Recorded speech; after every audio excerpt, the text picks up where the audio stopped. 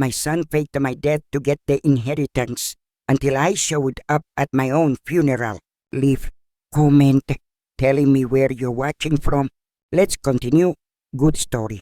I'm standing at the back of this funeral home, watching my son Daniel cry fake tears over my supposedly dead body, and every word coming out of his lying mouth makes my blood boil hotter than it's ever burned in my 60 years on this earth. The casket at the front is closed. Thank God, because there's nobody inside it. Just weighted some padding to make it feel real when they carry it. My hands won't stop shaking right now, not from age or weakness or fear, but from pure rage coursing through these 60-year-old veins like liquid fire that could burn down everything. At 60, my body shows the years in ways I can't hide it anymore. Can pretend don't exist when I look in the mirror each morning with brutal honesty. The deep lines around my eyes tell stories of sleepless nights, worrying about bills and family problems that never seem to end. No matter how hard I worked or sacrificed, the silver streaking through my dark hair isn't distinguished like they say in those glossy magazines.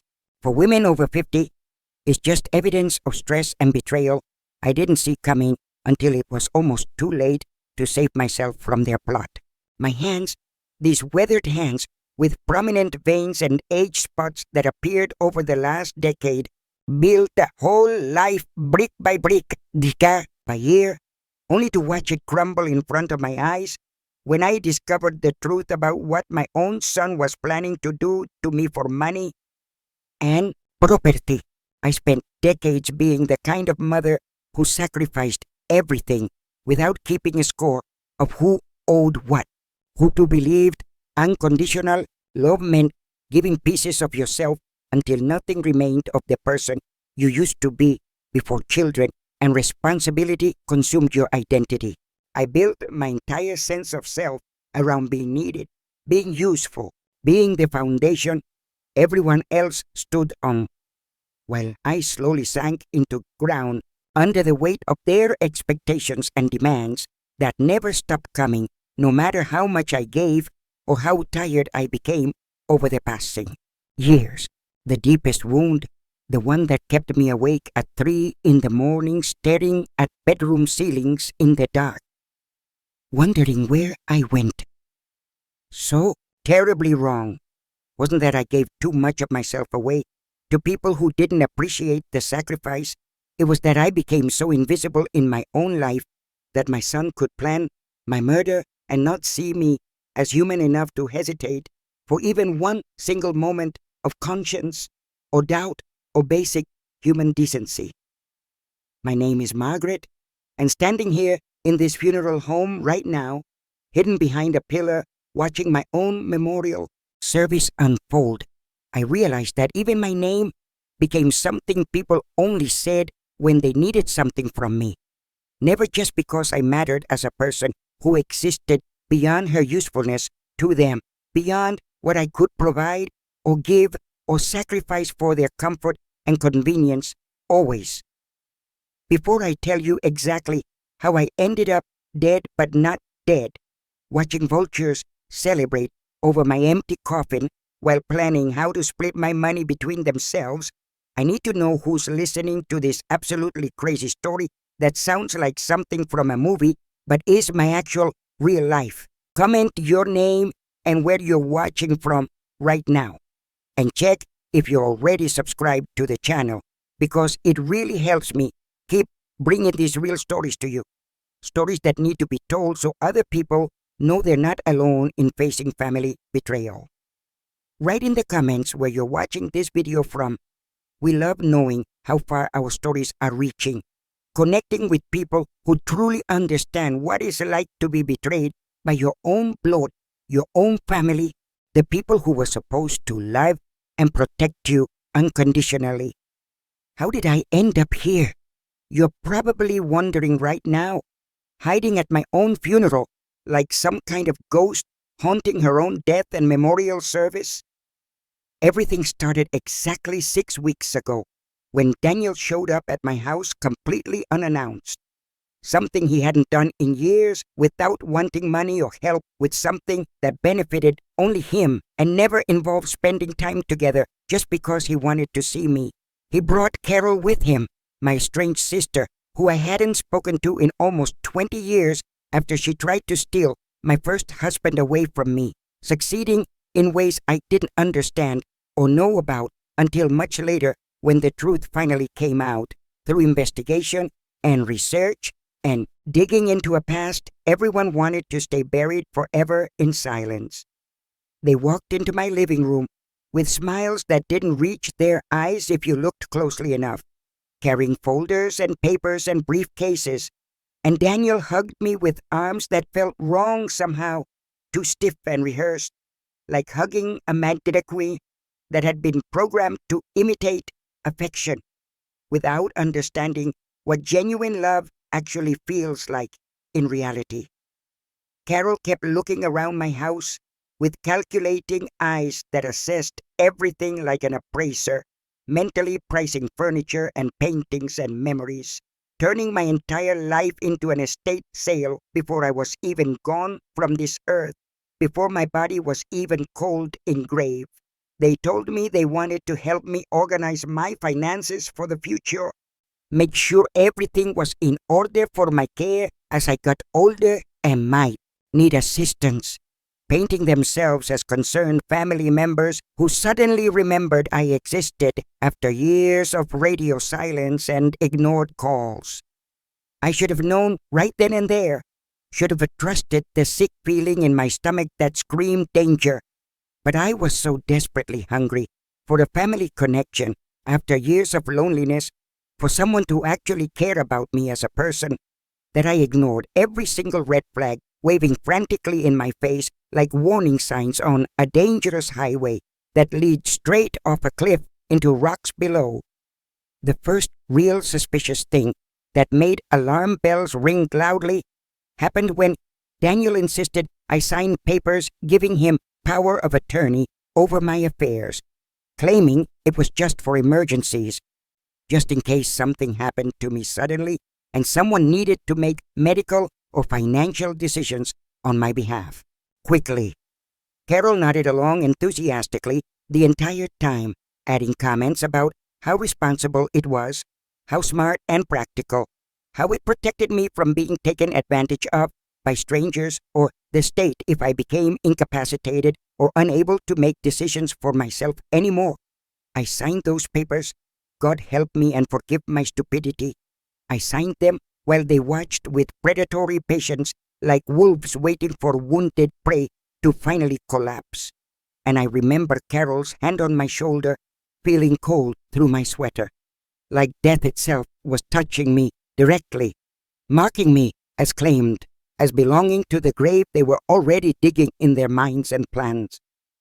2 days later, I found Daniel in my home office, where I kept important documents locked away safely, going through drawers he shouldn't have known how to open without keys, papers spread across my desk that I definitely hadn't left out in the open for anyone to see or access without my explicit permission given freely.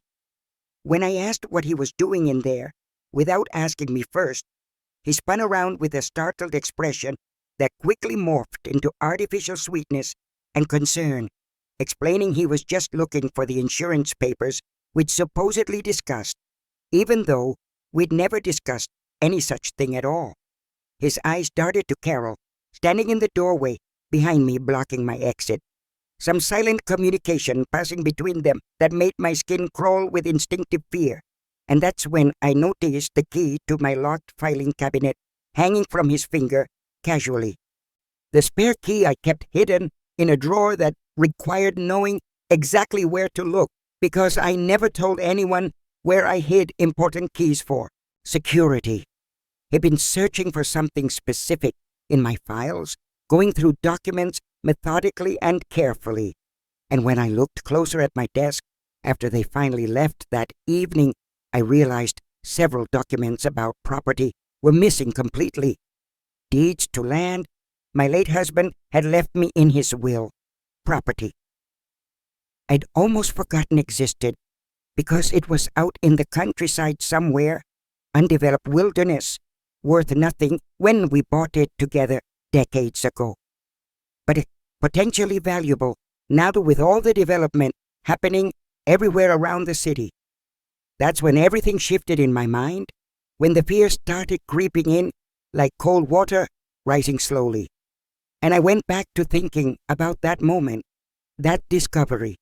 Standing here at my funeral now, hiding behind this pillar, watching Daniel deliver a eulogy about what a wonderful, devoted mother I supposedly was, words dripping with hypocrisy so thick you could spread it on toast and serve it for breakfast to people stupid enough to believe his performance. His fiancée, Emma, sits in the front row, crying into tissues dramatically, probably believing every single lie he's told her about the tragic car accident that killed me, the devastating loss, the grieving son routine he's performing like an Oscar-worthy actor. Carol stands near the casket in an expensive black designer dress that probably cost more than my monthly grocery bill for an entire year, playing the devastated sister who lost her only sibling to tragic circumstances, dabbing at completely dry eyes with a silk handkerchief fancy. And I swear if I wasn't so focused on my carefully planned revenge, I'd march right up there immediately and knock that fake expression off her plastic surgery face. The funeral home is absolutely packed with people I barely know personally. Business associates of Daniel's who never once visited me when I was supposedly alive and well. Neighbors who couldn't be bothered to say hello in the grocery store but showed up today for free food and gossip. Carol's society friends from her exclusive country club, where she pretends to be philanthropic and caring while judging everyone who doesn't meet her standards of wealth and breeding and social acceptability, are here too, all dressed in expensive black and pearls. But let me take you back further in time because you really need to understand the whole twisted, complicated story of how we got to this exact moment. How family ties that should bind us together with love became nooses around my neck. How love turned into conspiracy and murder attempts, starting with truths I didn't know existed until I started digging into the secrets they thought died with me that day on the highway. Supposedly. 3 weeks ago, right after finding Daniel in my office and noticing the missing property deeds that he clearly stole, I decided to do something I should have done years ago when the first warning signs appeared. I hired a private investigator, a retired police detective named Frank Martinez, who specialized in family fraud and elder abuse cases specifically. And I told him everything without holding back. Every suspicion, every weirded moment, every instance of Danielle or Carol acting strange or secretive or just slightly off in ways I couldn't explain, but I felt in my gut deeply. Frank started following them around town, monitoring their communications with special equipment, tracking their movements and meetings, and what he discovered and showed me made me physically sick to my stomach, made me realize the family I'd loved and trusted and sacrificed everything for wanted me dead not in some abstract future way, but immediately, urgently, with detailed plans already in motion to make it happen within weeks. Frank recorded phone calls between Daniel and Carol where they discussed timelines impatiently, where Daniel complained loudly that I was taking too long to die naturally, and they needed to speed things up because he had debts to pay and couldn't wait years for nature to run its course. Carol suggested making it look like an accident because I lived alone and nobody checked on me regularly. So nobody would question an elderly woman having a fatal car crash or falling downstairs or dying from some sudden medical emergency that could be faked with the right knowledge.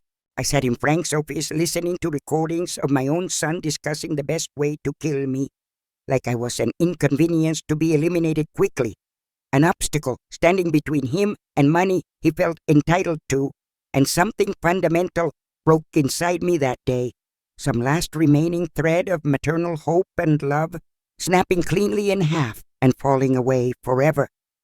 The worst part, the detail that haunted my nightmares every single night afterward, was when Daniel said on one particular recording in his own voice clearly, should have smothered her in her sleep years ago when she first started getting annoying, would have saved us all this time and effort and waiting, and Carol laughed. Actually laughed out loud like it was a hilarious joke, instead of a son casually discussing murdering his own mother who gave birth to him, raised him with sacrifice. Frank also discovered something else during his investigation, something that explained decades of dysfunction and hatred that never made complete sense before. Carol wasn't just my jealous sister trying to steal my inheritance out of greed or sibling rivalry, like I'd always assumed based on our difficult relationship. She was actually my first husband's ex-wife, the woman he'd been married to before me, and they'd been involved in serious criminal activities together before he supposedly died in that convenient boating accident, when Daniel was just a baby in my arms still. My first husband, Richard, Daniel's biological father, hadn't actually died in an accident like everyone believed and mourned at the time. He'd faked his death deliberately to escape prosecution for fraud and embezzlement, charges that were about to destroy him, leaving Carol to deal with investigators and accusations while he started a new life elsewhere, eventually ending up with me a few years later under a slightly different name. Richard had changed his name legally through some loophole, and I never thought to question his background thoroughly because I was young and in love and naive. Carol had known all along about Richard's fake death and new identity, had been furious and vengeful for decades waiting, and when Richard actually died for real 10 years ago from a heart attack, she saw an opportunity for revenge by manipulating Daniel against me systematically.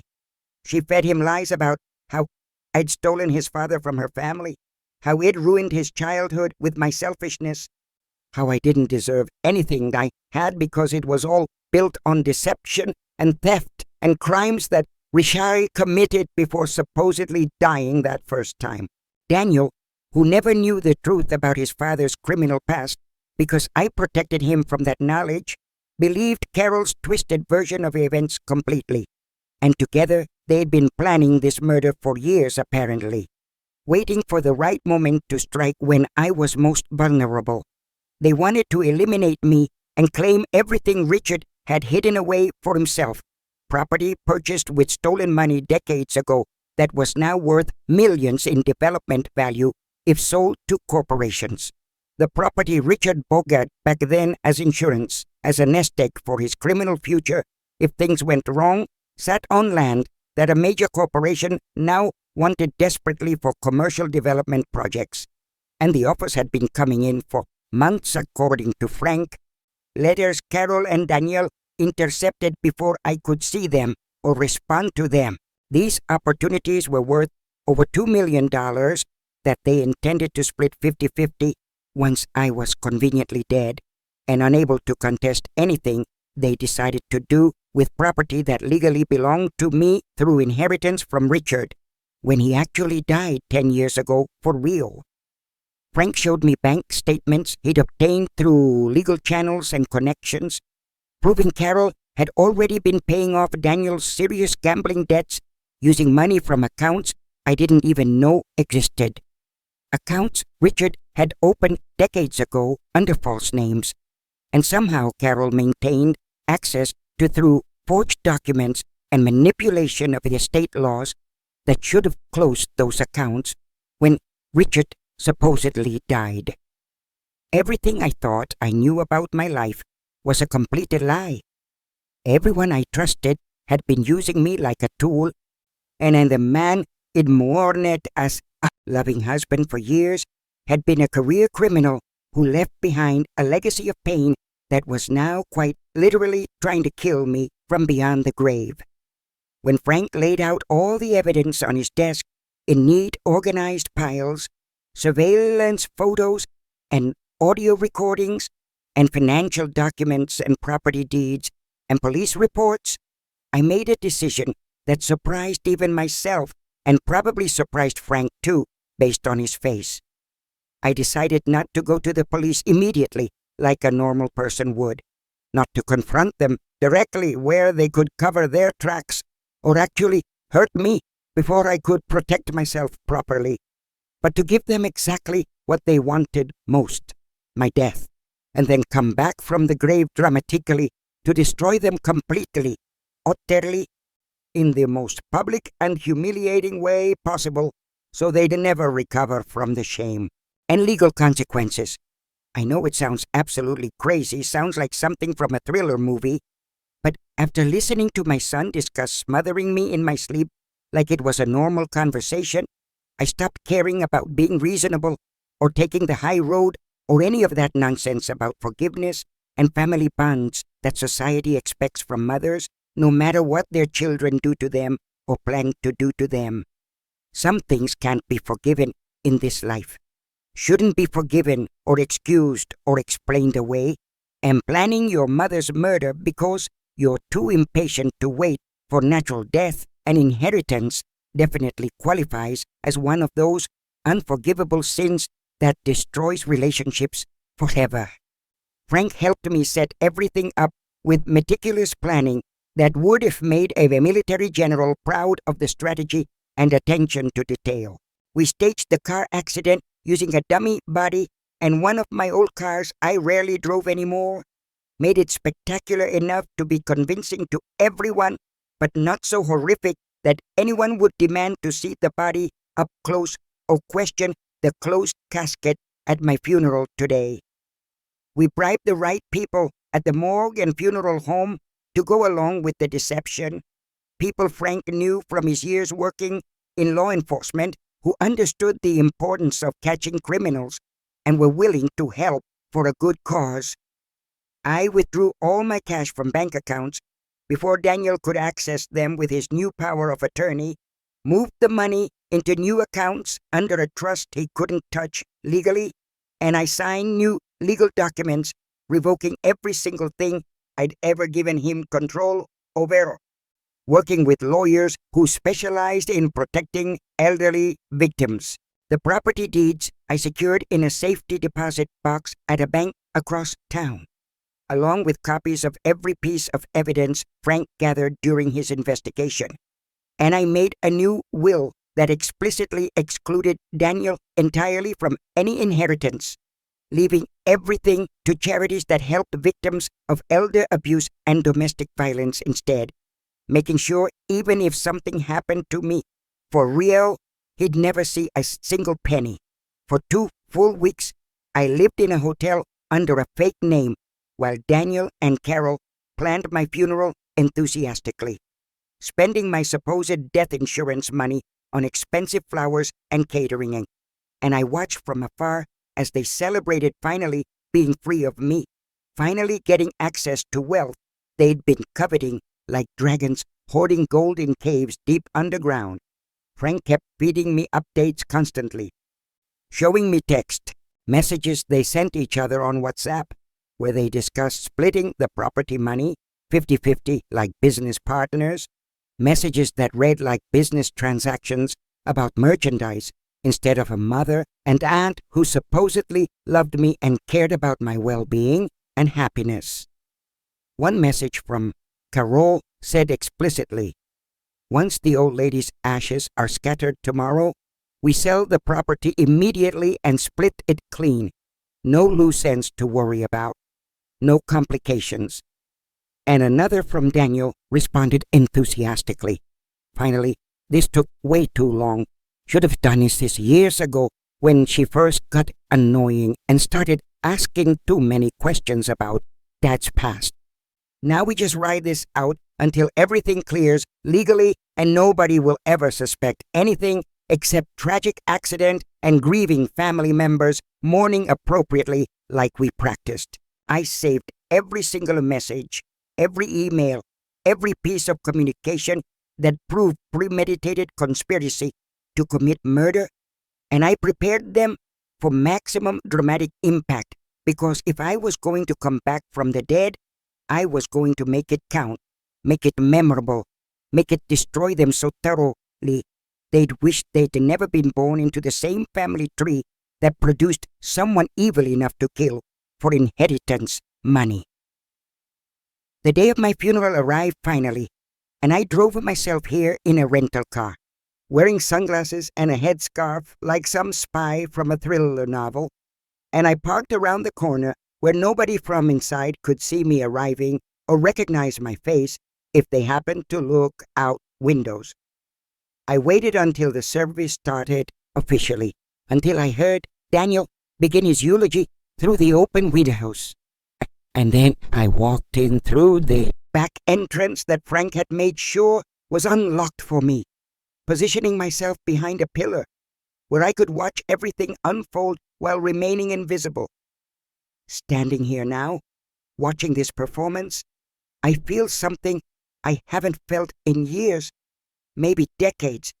Pure power coursing through my veins like electricity.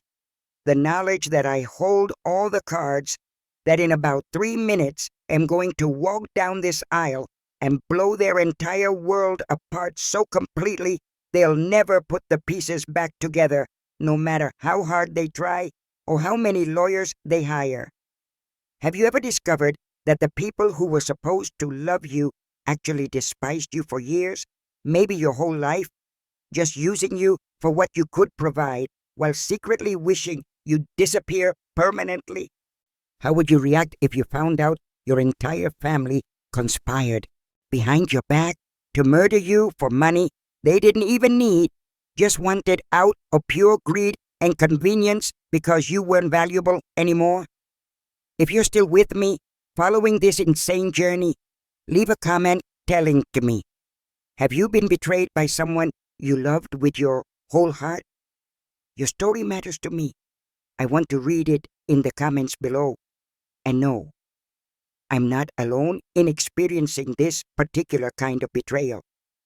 Daniel is wrapping up his eulogy now, describing what a devoted mother I was, how I always put family first above everything, how I supported him through everything, even when times were tough financially, and the audacity of hearing those words come out of the mouth of someone who literally planned to smother me in my sleep takes my breath away with a sheer hypocrisy and evil masked as love. Carol steps forward to say a few words too, her voice trembling with practiced emotion that would fool anyone who didn't know better, who didn't know she was a sociopath, who spent 20 years planning revenge against a dead man by killing his widow and manipulating his son into becoming an accomplice to matricide. She talks about our childhood together, memories she's completely fabricated because we were never close even as kids, always competitive, always fighting over stupid things that seemed important then but mean nothing now, in light of her willingness to literally murder me for money that wouldn't even change her lifestyle. The funeral director announces that they'll now have a moment of silence before proceeding to the crematorium, and I know this is my cue, the moment Frank and I planned, where I'd make my entrance for maximum impact and shock value. When everyone is quiet, I step out from behind the pillar, pulling off my sunglasses and headscarf, and I start walking down the center aisle slowly, deliberately, giving people time to notice me, to gasp, to realize who I am, to understand that the dead woman they're mourning is very much alive and very angry now. The first person who sees me is Daniel's fiancée, Emma, and her face goes completely white like she's seen an actual ghost risen from the grave, and she points at me with a shaking hand, unable to form words, just making strangled sounds of confusion and absolute terror and disbelief pure.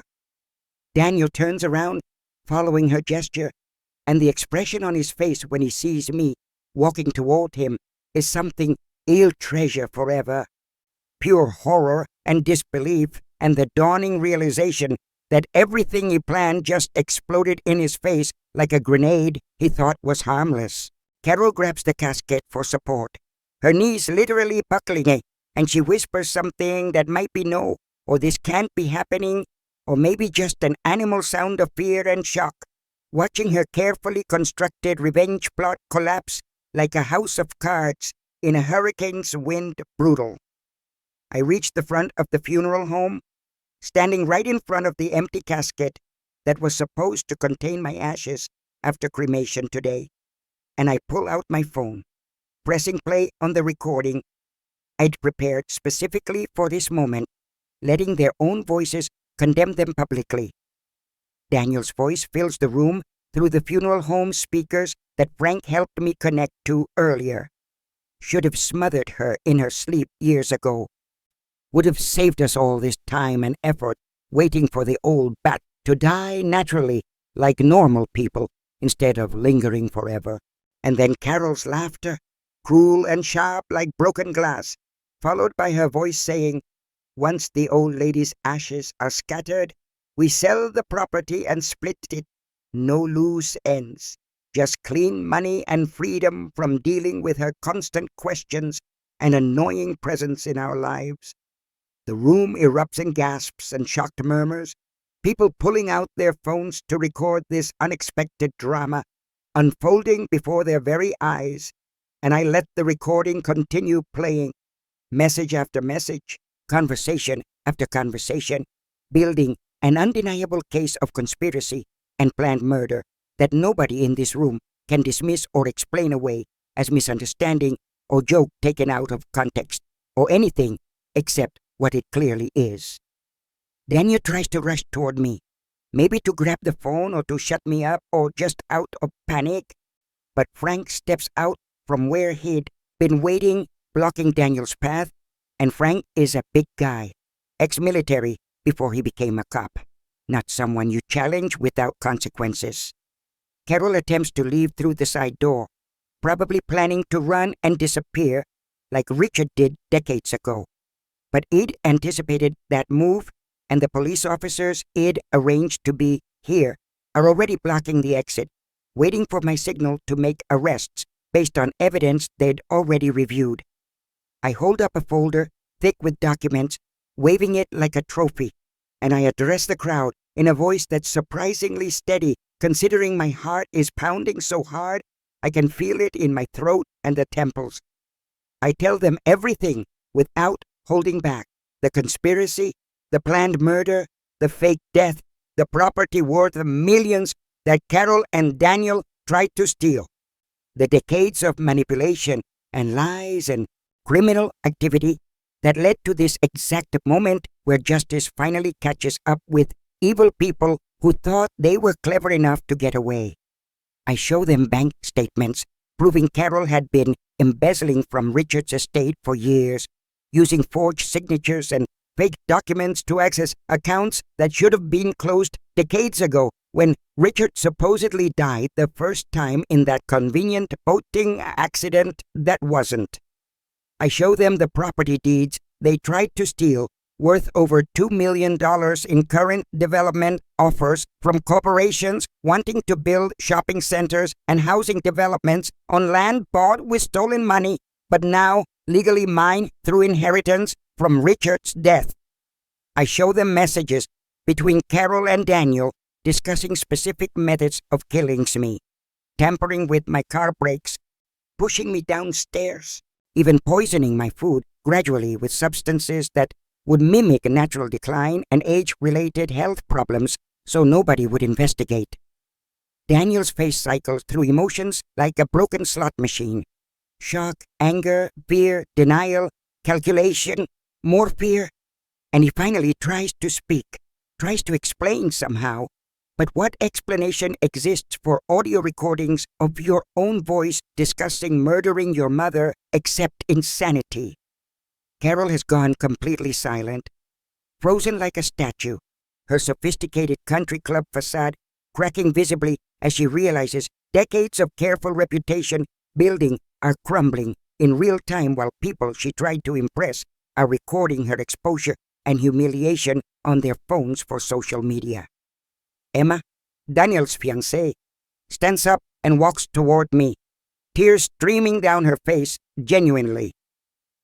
And she apologizes over and over saying she had no idea. She never would, but stayed with him if she'd known. She thought he was a good person, grieving his mother's tragic death. And I believe her because I see genuine shock in her eyes, unlike the calculated performances from Daniel and Carol, who are clearly guilty and caught.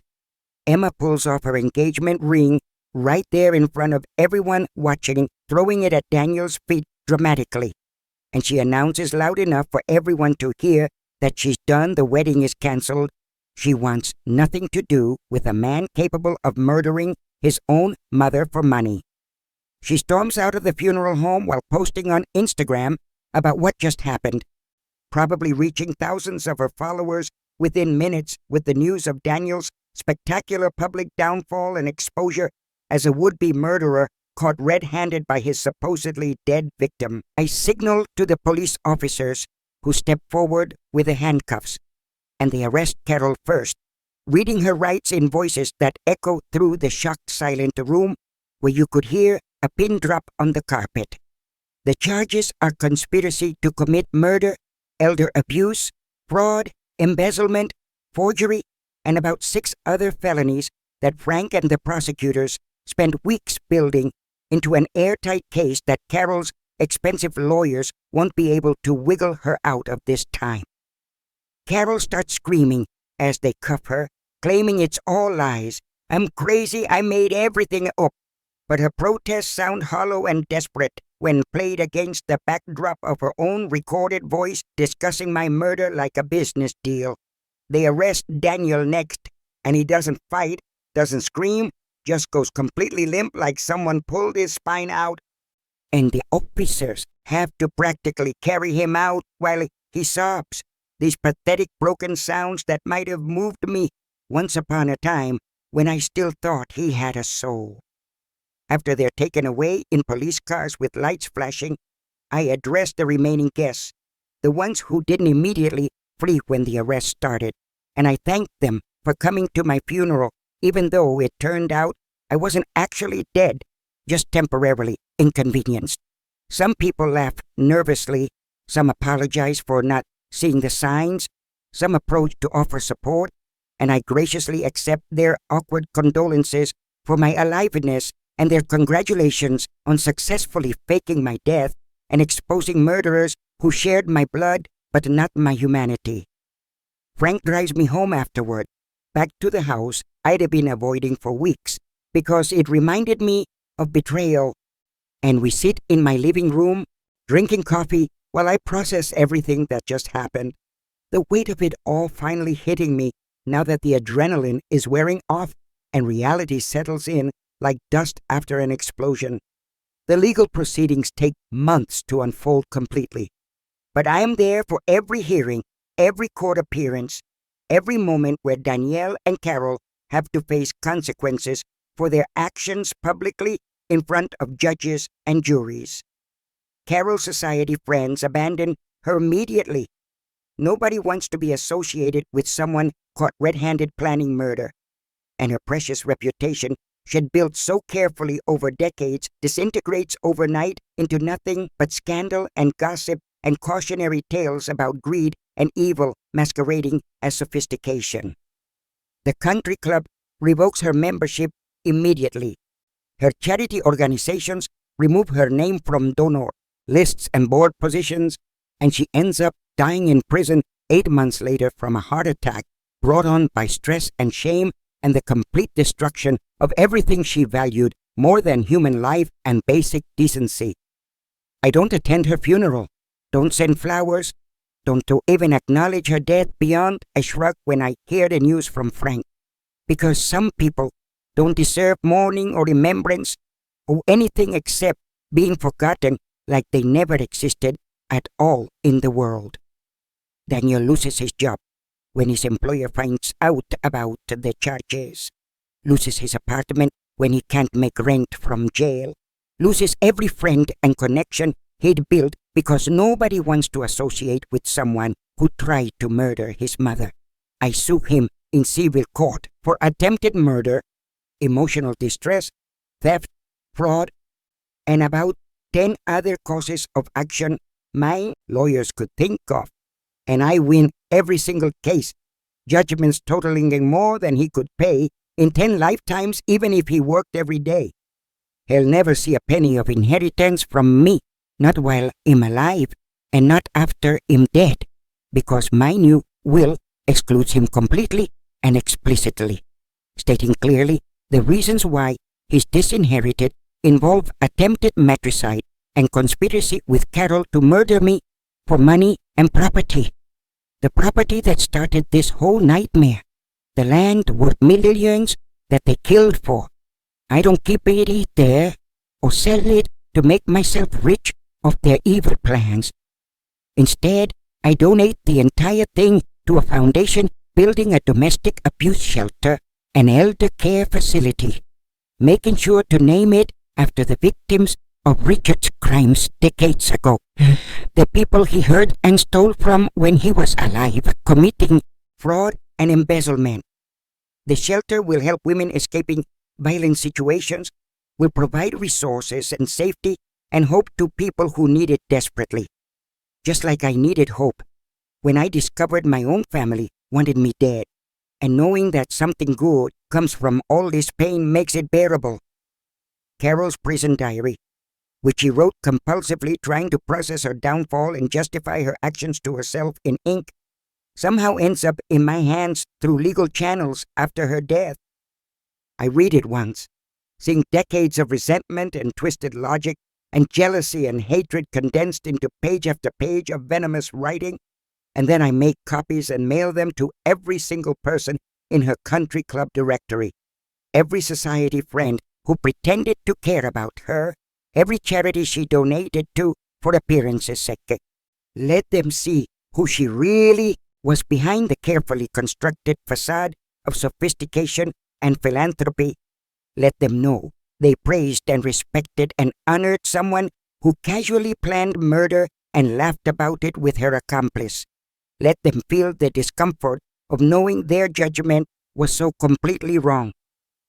Daniel writes me letters from prison, one after another, arriving weekly, claiming remorse and begging forgiveness, and explaining how Carol manipulated him and he didn't really want to hurt me and he was just weak and greedy and stupid, but not evil at heart, supposedly according to him. I read the first letter, then burned every subsequent one unopened in my fireplace, because forgiveness requires genuine remorse and accountability, not excuses and blame shifting and attempts to avoid consequences by pretending you're a victim of circumstance instead of a believing participant. He chose to discuss smothering me in my sleep, chose to tamper with my car brakes, chose greed and inheritance over basic human decency and love for the woman who gave him life and raised him and sacrificed for him for 38 years. And those choices have consequences that include spending the rest of his life knowing his mother would rather see him in prison than accept his hollow apologies and manipulative reconciliation.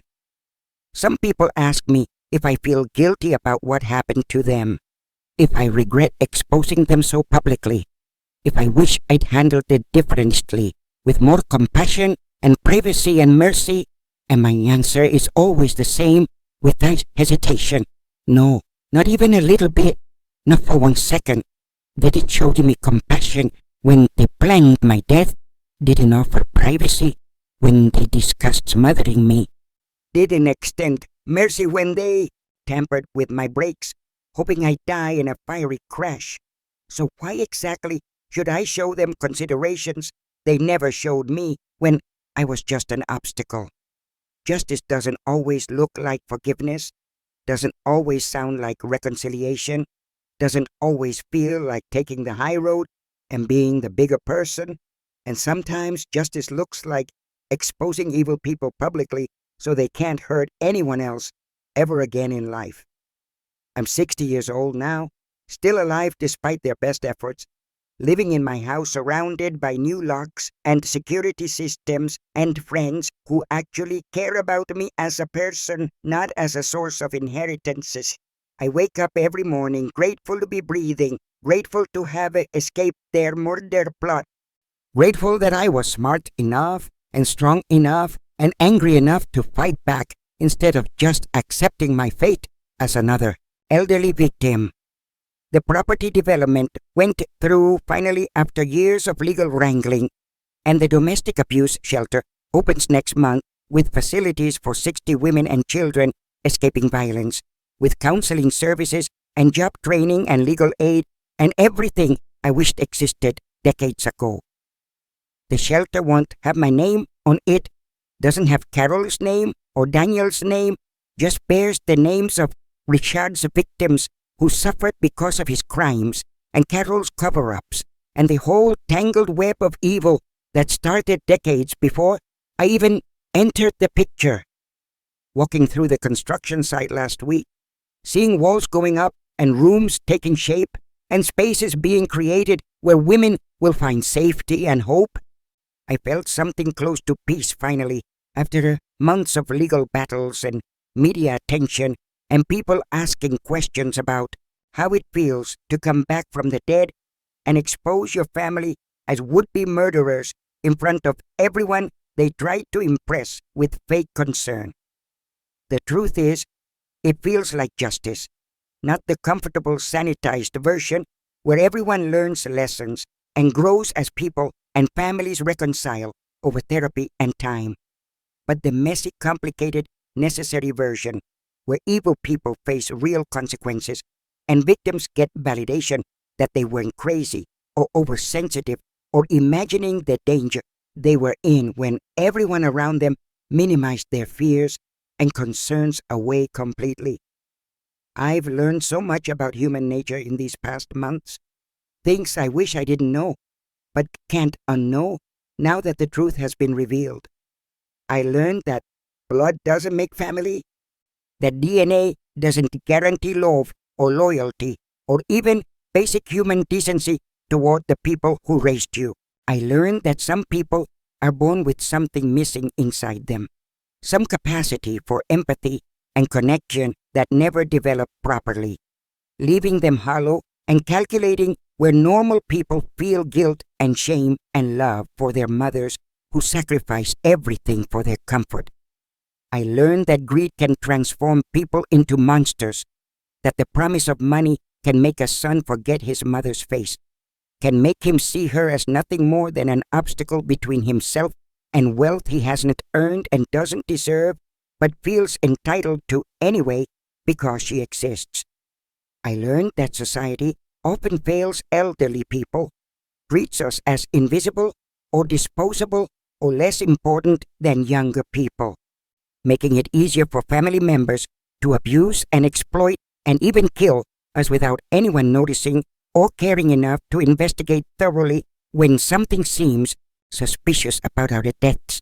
I learned that you can trust anyone completely, not even the people who came from your own body, who you held as babies and nursed through illnesses and supported through failures and celebrated through successes, because sometimes those same people grow up to be strangers wearing familiar faces who smile while plotting your destruction behind closed doors in secret meetings you don't know about.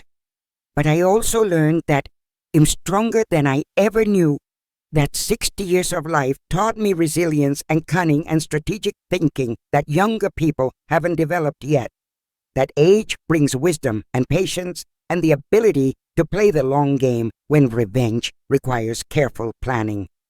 I learned that allies exist in unexpected places, that Frank and the lawyers and the police officers and even the funeral home director who helped me fake my death were willing to bend rules and take risks to help catch criminals who prey on vulnerable elderly victims like me and countless others.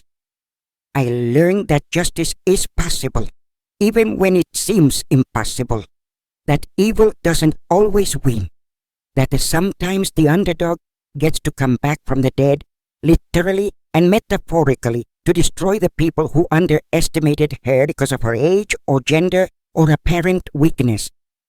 I learned that choosing not to forgive isn't the same as being bitter or holding grudges, that some actions genuinely don't deserve forgiveness, that protecting yourself and others from dangerous people is more important than maintaining comfortable illusions about family bonds. Most importantly, I learned that my life has value independent of my usefulness to other people, that I matter as a human being even when I am not providing something or giving something or sacrificing something for someone else's benefit and convenience. For decades, I measured my worth by how much I could give, how much I could endure, how useful I was to Daniel and Richard and everyone who needed something from me constantly. And it almost got me killed by people who saw me as nothing more than a bank account and property deed wrapped in aging flesh they couldn't wait to dispose of permanently. Now I measure my worth differently, by my integrity and strength and ability to survive betrayal and fight back against evil, by my choice to turn tragedy into something meaningful by helping other victims through the shelter in building with the property money.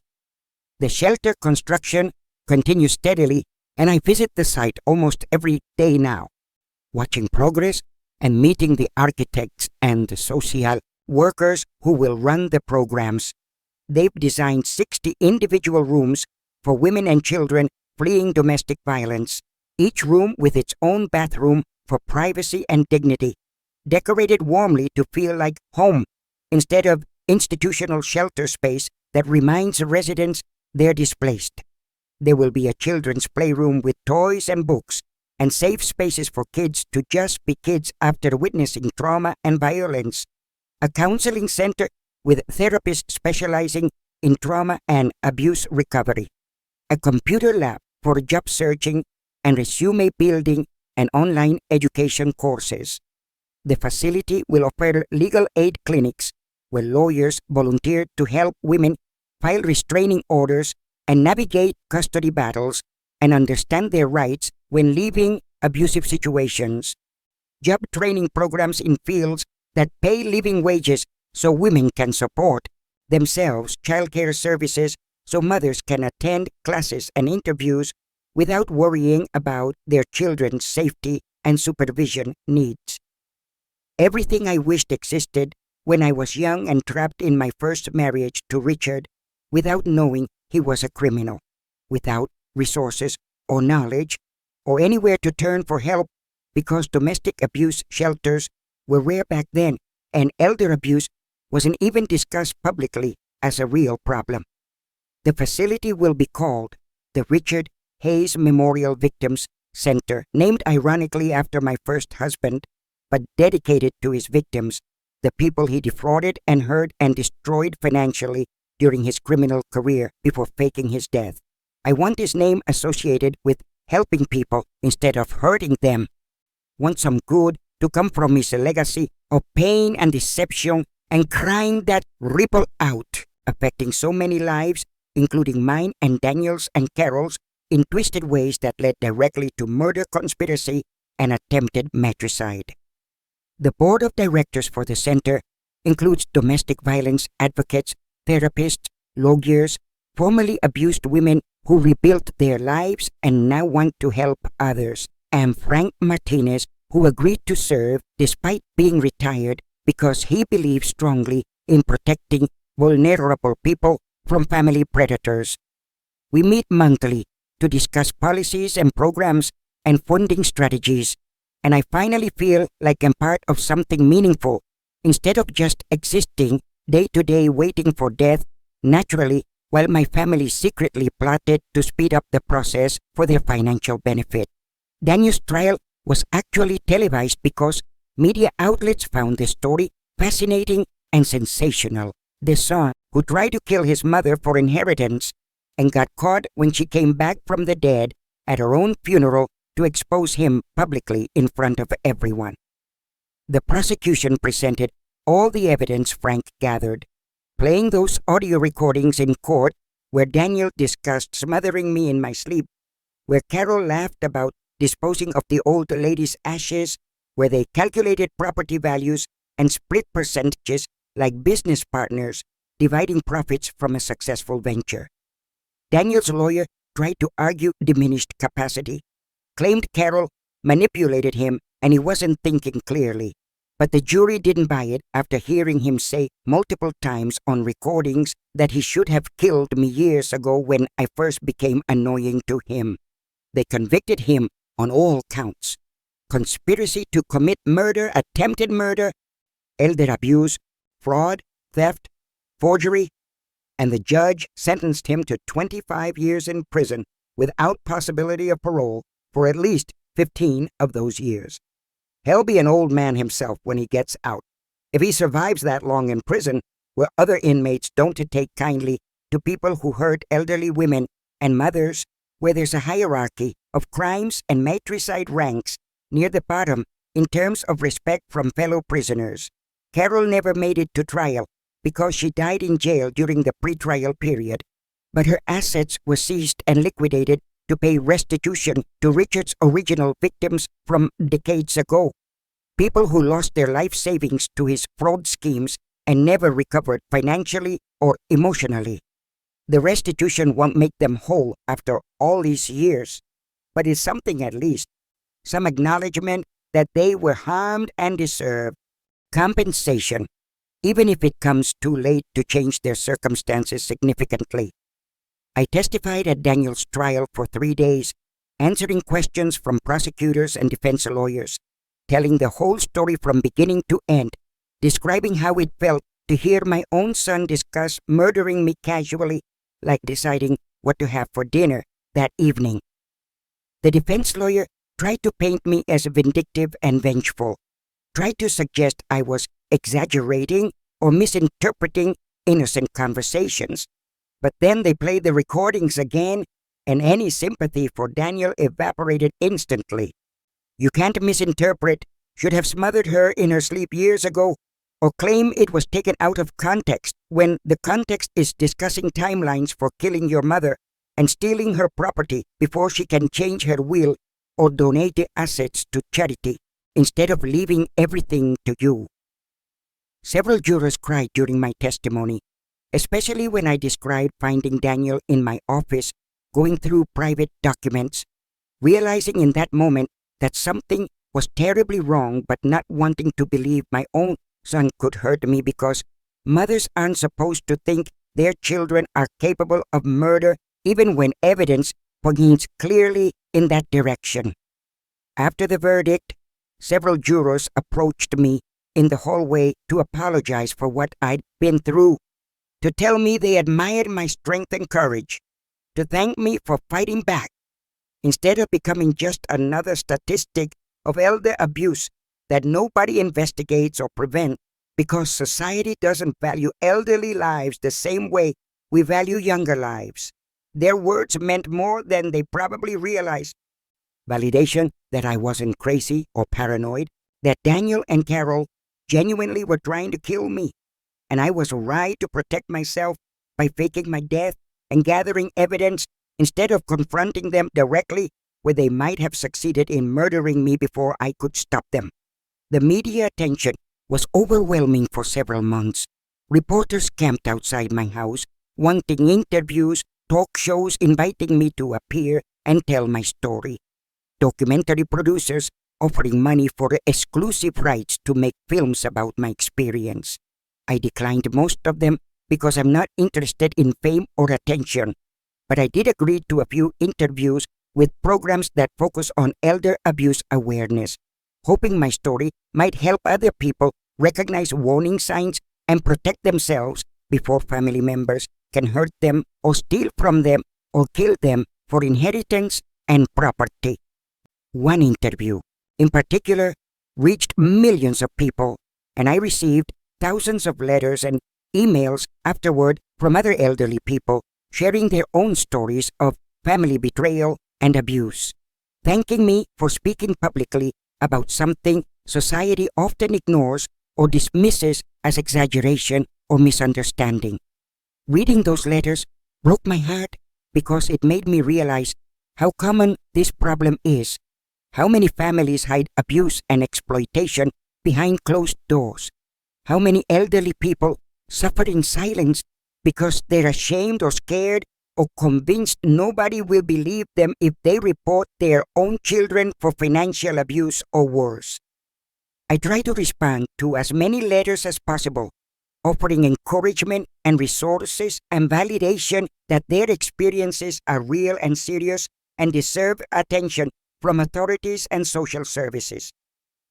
Some people have sent me photos of bruises from physical abuse by family members, bank statements showing unexplained withdrawals by adult children with power of attorney, legal documents they were pressured to sign without fully understanding what they were agreeing to give away. I forward all of these to Frank, who connects them with appropriate authorities in their jurisdictions, and I've heard that several investigations have been opened based on information from my letter writers. Several elderly people have been removed from dangerous situations. Several adult children have been charged with crimes they thought they'd get away with because nobody pays attention to what happens to old people anyway. This feels like purpose, like my near-death experience and public exposure of Daniel and Carol wasn't just about personal revenge, but about shining light on a problem that affects countless families, but rarely gets discussed openly in society. Frank tells me I've become an accidental activist, a face for the elder abuse prevention movement, someone who survived and fought back, and one against people who assumed it'd be an easy target because of my age and apparent vulnerability. I never wanted this role. Never imagined standing up at conferences talking about my experience. Never thought I'd be testifying before state legislators about the need for stronger laws protecting elderly people from family predators. But here I am doing exactly that because someone has to speak up, and I survived when so many others don't. The legislators actually passed a new law in our state, informally called Margaret's Law, though officially it has some boring bureaucratic name, that requires mandatory reporting by financial institutions when they notice suspicious activity on elderly accounts, requires additional oversight for power of attorney documents, creates penalties for lawyers who facilitate elder abuse by helping family members steal from vulnerable clients. It's not perfect, won't prevent every case, but it might save some lives and life savings by catching predators earlier before they can do maximum damage to their victims. Emma, Daniel's ex-fiancée, reached out to me several months after the funeral, asking if we could meet for coffee and talk. I was hesitant at first because she was connected to Daniel, but I agreed because she seemed genuinely traumatized by discovering the man she loved was capable of murder conspiracy. We met at a quiet cafe downtown, and she cried for the first hour, straight-eyed, apologizing over and over, even though she did nothing wrong and couldn't have known Daniel's true nature because he hid it so well from everyone, including her. She told me that she'd seen warning signs she ignored, little moments where Daniel was cruel to service workers or made dismissive comments about elderly people being useless and taking up resources. But she had rationalized them away as stress or bad days instead of recognizing them as glimpses of his real character beneath the charming facade he presented.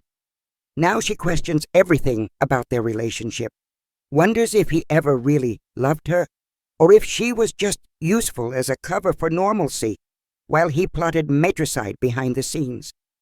I told her the truth, that Daniel is a master manipulator who fooled everyone, including his own mother, for years, that she shouldn't blame herself for not seeing through him, when even I didn't see it until Frank's investigation revealed the evidence clearly. We stay in touch now, meeting monthly for coffee or lunch, and she's become a volunteer at the Victims Center, helping with fundraising and awareness campaigns. She says working there helps her process the trauma of almost marrying a would-be murderer, helps her feel like something good came from that terrible relationship that could have ended with her married to a man who kills his own mother for money. The center is scheduled to open officially in 2 months, and we're planning a ribbon-cutting ceremony with local politicians and media coverage to raise awareness about the services we'll provide.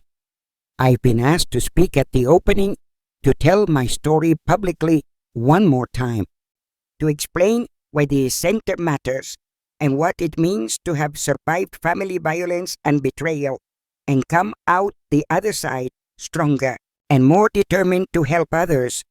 I'm nervous about speaking in front of large crowds, never was comfortable with the public attention, but I'll do it because the cause is more important than my comfort or privacy. If my story can inspire even one person to leave an abusive situation, or report elder abuse, or protect themselves from family predators, then all the pain and fear and trauma will have served a purpose beyond just my personal survival and revenge. Daniel wrote me another letter last week, different from the previous ones that made excuses and begged forgiveness. This one was angry, accusatory, blaming me for ruining his life by refusing to die when I was supposed to, claiming I'm vindictive and cruel for prosecuting him instead of handling it privately within the family like normal people do.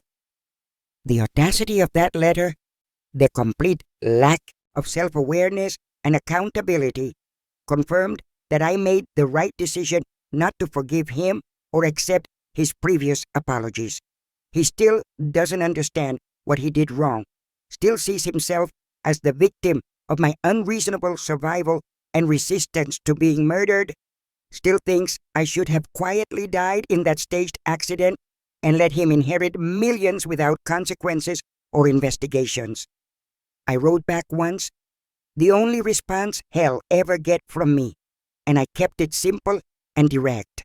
I told him that he made choices, that choices have consequences, that planning to murder your mother means losing her love and respect and presence in your life forever, that prison is exactly where he belongs, and I hope he lives long enough to serve every single day of his 25-year sentence.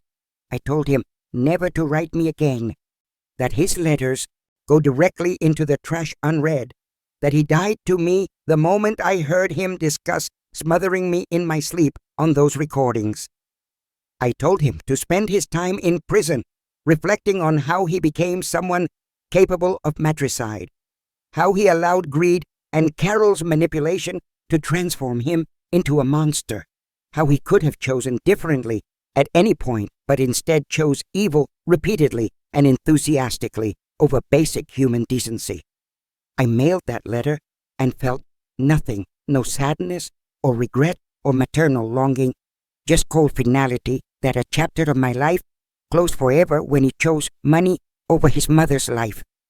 Some people might judge me for that coldness, might say a mother should always forgive her child no matter what, but those people didn't hear their son discussing smothering them in their sleep, didn't discover their child tampering with their car brakes hoping for a fatal accident, didn't experience the particular betrayal of someone you gave life to, plotting to take yours away for inheritance money. Forgiveness is a choice, not an obligation, and I choose not to forgive the unforgivable because some actions destroy relationships beyond any possibility of repair or reconciliation. My new life without Danielle and Carol feels lighter somehow, despite everything, like I've been carrying weight I didn't realize was there until it was removed. I have genuine friends now, people who care about me as Margaret the person rather than Margaret the mother, or Margaret the inheritance, or Margaret the convenient source of help when needed. I joined a book club at the local library where we meet weekly to discuss novels and drink wine and laugh about life. And nobody there knows my story unless they saw the news coverage months ago.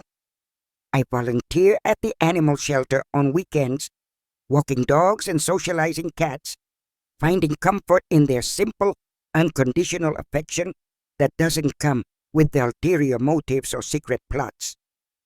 I took up painting classes at the community center, discovering I have some talent for watercolors depicting landscapes and nature scenes, and my instructor says I should consider selling my work at local art fairs, but I paint for myself, not for money or recognition. These simple pleasures, these normal activities that most people take for granted, feel precious now because I came so close to losing them forever to Daniel and Carol's murder conspiracy. Every morning when I wake up alive and healthy, I feel grateful in ways I never did before, almost dying, grateful for coffee and sunshine and the ability to make my own choices about how to spend my day without anyone plotting to kill me for convenience or profit. The property where the victim center is being built was appraised again recently, and the value has increased to over $3 million due to commercial development in the area, meaning Daniel and Carol were planning to kill me for even more money than we originally thought. That knowledge doesn't make their betrayal worse because it was already as bad as betrayal can get, but it does emphasize how purely greed motivated their actions were, how they couldn't even wait for natural death because $3 million was too tempting to leave, sitting there for potentially another 20 years while I lived out my natural lifespan. The commercial developers are still interested in buying the land, offering increasingly large sums, but I keep refusing because the center matters more than any amount of money they could offer. The land will serve a better purpose as a place of healing and hope for abuse victims than as another shopping mall or office complex generating profit for corporations. Daniel will know eventually that the property he killed for became a domestic abuse shelter instead of his inheritance, and I hope that knowledge eats at him every day in prison. Hope he understands that his actions didn't just fail, but actively created the opposite outcome of what he intended, turning his intended inheritance into a lasting legacy of helping the very people he despised and dismissed as weak and worthless. Carol's daughter from her first marriage contacted me last month, someone I'd never met before, because Carol kept her all late life separated from her society friends and country club activities. The daughter, whose name is Patricia, wanted to apologize for her mother's actions and tell me she'd suspected Carol was capable of terrible things, but never imagined murder conspiracy.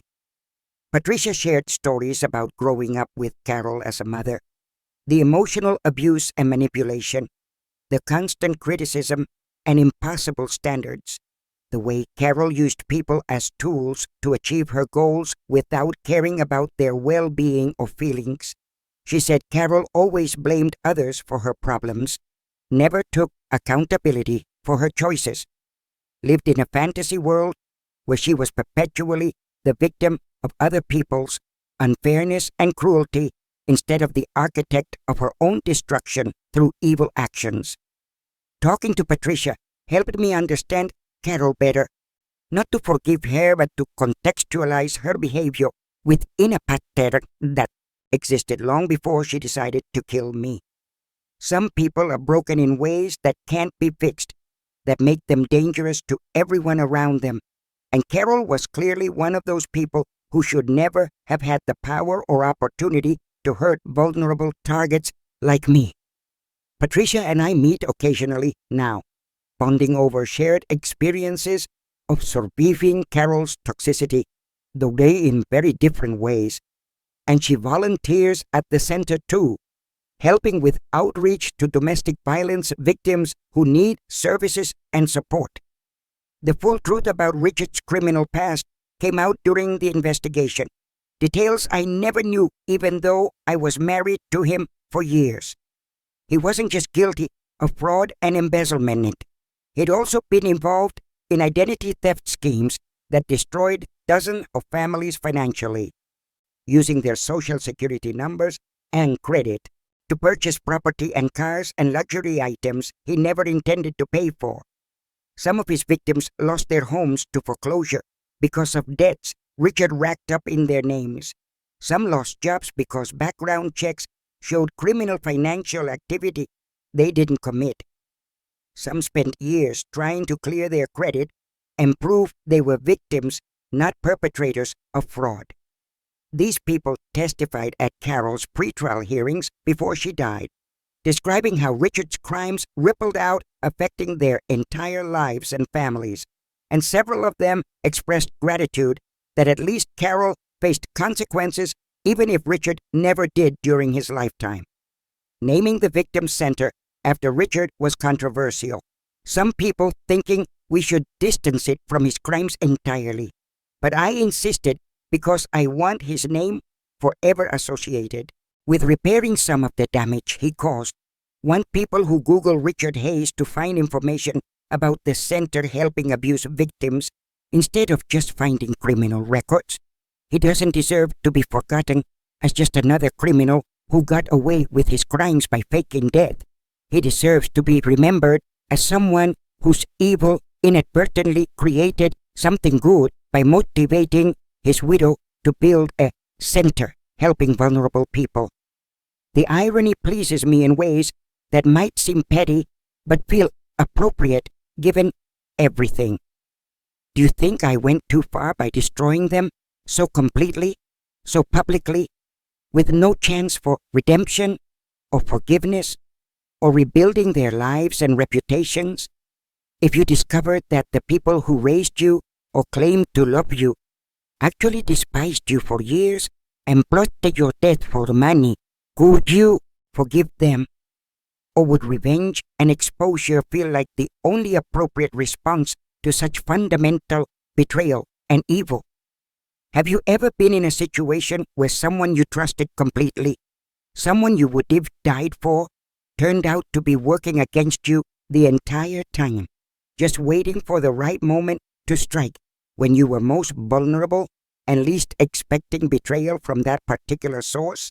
I genuinely want to know your thoughts on these questions because sometimes I wonder if I'm the villain in my own story for refusing to forgive, for choosing justice over mercy, for exposing family secrets publicly instead of handling everything quietly and privately like society expects from mothers who are supposed to love unconditionally. But then I remember hearing Daniel discuss smothering me in my sleep. Remember Carol laughing about disposing of the old lady's ashes. Remember finding out they'd been planning my murder for years while pretending to care, and I know I made the right choice, even if it wasn't the easy choice or the socially acceptable choice. Thank you for listening to my story all the way to the end right now. This was my actual experience. Every word here is true. These are stories from real people who went through extreme situations and found the strength to fight back and survive and reclaim their lives from those who try to destroy them for profit or convenience or revenge. If this story touched you in any way, moved you or made you think or helped you process your own experiences with family betrayal and abuse, please subscribe to the channel because I post real stories of survival, revenge, and justice every single week right here in this space where we build community around shared experiences of overcoming trauma. And tell me in the comments, have you lived through something similar? Have you been betrayed by family or people you trusted with your whole heart and life? What would you have done in my place? Would you have exposed them publicly or handled it differently with more privacy or forgiveness? I genuinely want to know your stories and experiences. I love reading your comments and connecting with people who understand what it's like to survive the kind of betrayal that comes from people who should love you unconditionally, but instead treat you like an inconvenience they can't wait to eliminate. Click on the videos appearing on your screen right now for more emotional stories that'll make you think deeply about family, trust, loyalty, and what happens when the people closest to you turn out to be your biggest enemies, hiding behind smiles and fake concern and performances of love that mask pure calculation and greed underneath.